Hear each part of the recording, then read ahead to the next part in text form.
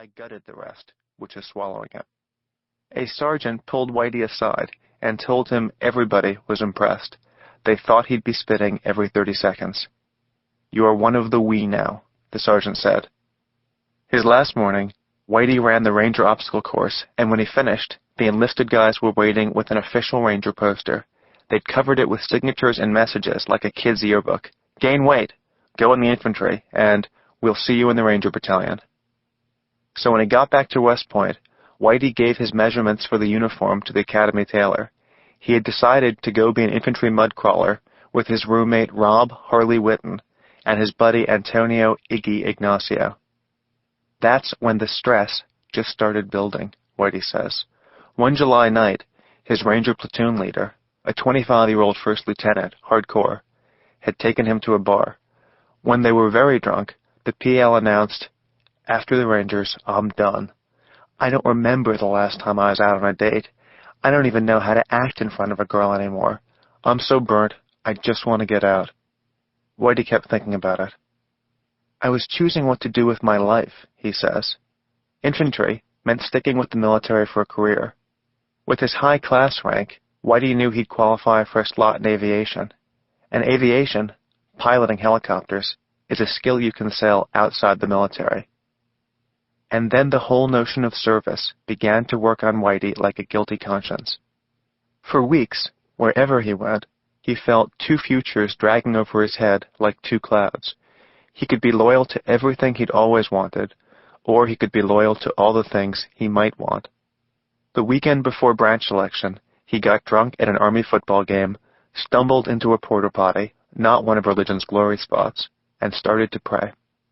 Basically, he asked God to pick the branch for him.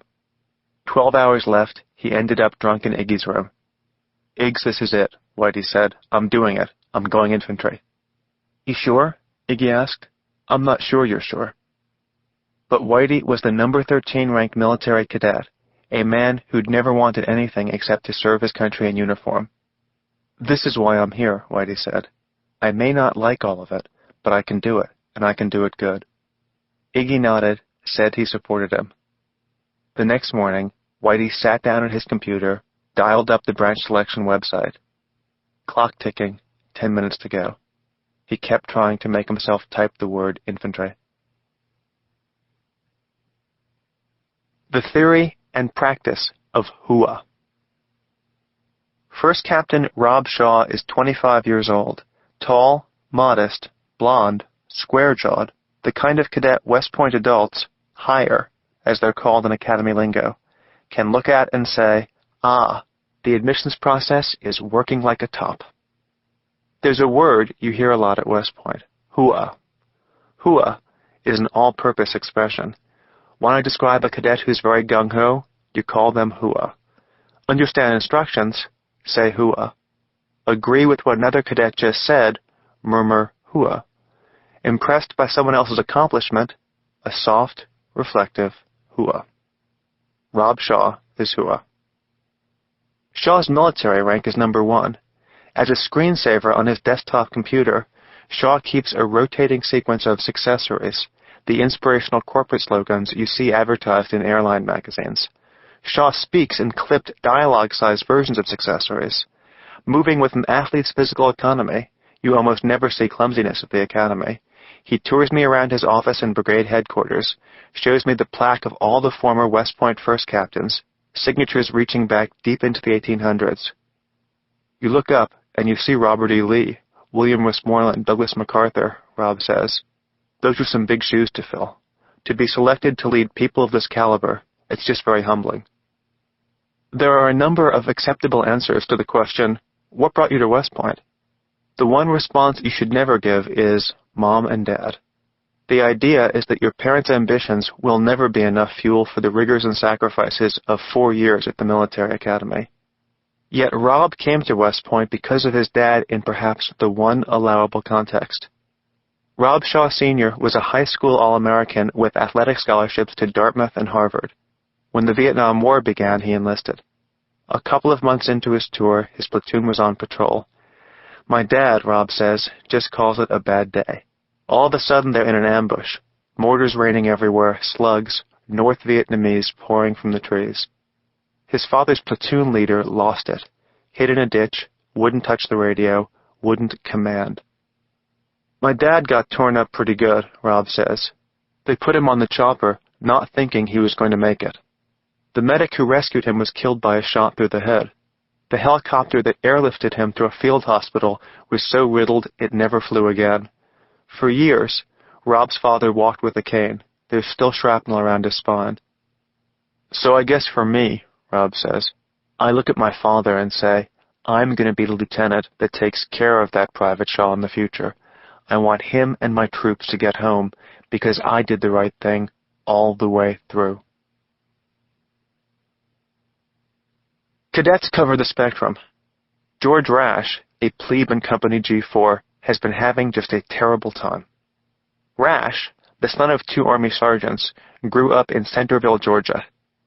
It's not even on the map, he says. George is a hard-luck cadet. Even his name is a hard-luck name. When he passes upperclassmen, they'll sneer it out. Rash, Rash. He's had problems with what's called military bearing. Talks too much, looks around too much. Between classrooms and barracks, plebes aren't supposed to look around or talk at all. He hasn't done so well on the physical side either, because he injured his knee in a fall at Captain D's, a southern fried fish chain. That's the kind of luck Rash has. Rash's West Point difficulties started right off with Beast Barracks.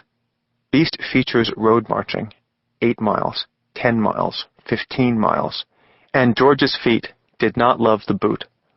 George came down with trench foot, clammy skin, blisters on top of blisters.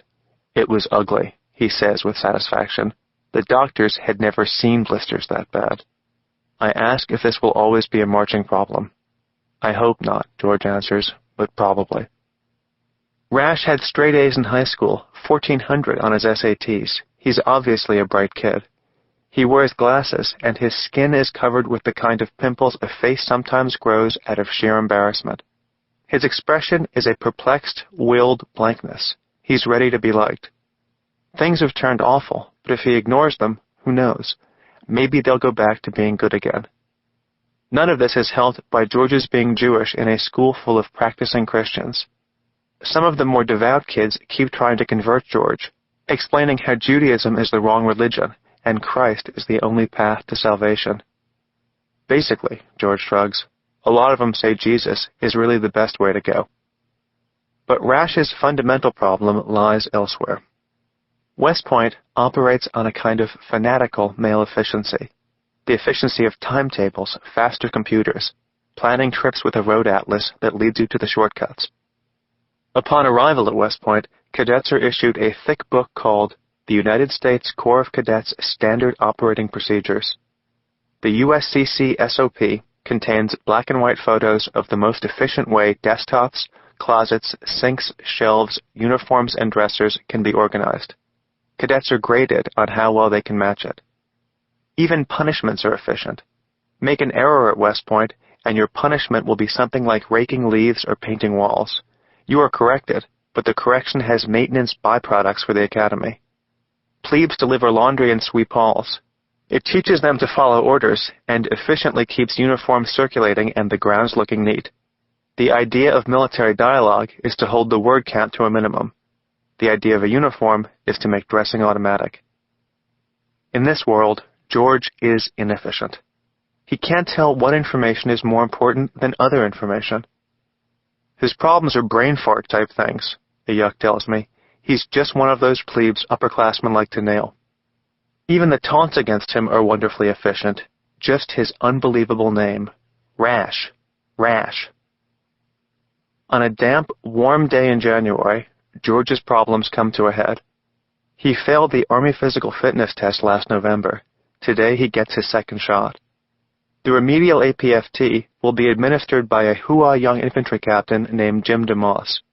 DeMoss is the TAC officer for Rash's company, the G4 Fighting Guppies.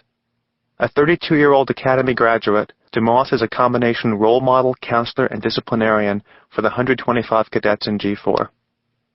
If George can't pass, he'll get one more shot. If he fails again, he'll be booted from the academy.